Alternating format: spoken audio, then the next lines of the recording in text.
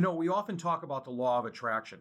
And when we think about it, are we actually attracting things to us that were never there? We're pulling them in? Or is it just that we're paying attention to things that were always there that we just didn't notice? Hey, everybody. Dr. Jones here with another one of your weekly messages. And this week, you guessed it, I want to talk about the law of attraction versus attention. You see, the law of attraction is the idea that we attract things to us based on what we put out from us. So if we have something coming up and we have positive thoughts about the outcome, we're going to have positive thoughts as opposed to negative thoughts.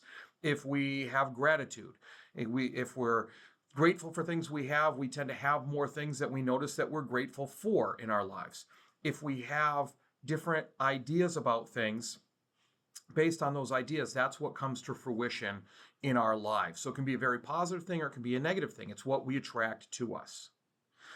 Let's change that a little bit. Let's think about the perception of attraction versus attention. Now, that attraction piece, does that mean we're pulling things to us that were never there? Or, like I said before, if we're paying attention to different things, that's when we notice them.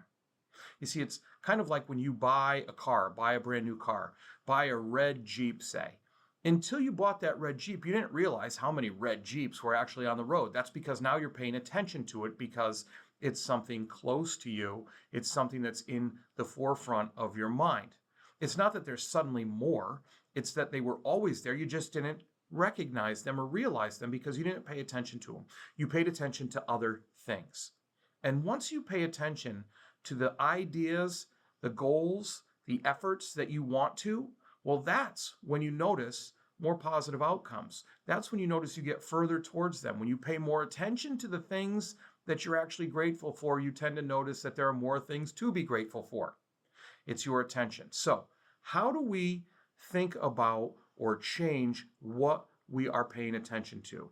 Well, it's simple, but not always easy. The first thing you need to do is really reflect on what you want to pay attention to. What's important to you in life? Based on your core values, based on your goals, what do you need to pay attention to? Because anything outside of what you need to pay attention to is noise.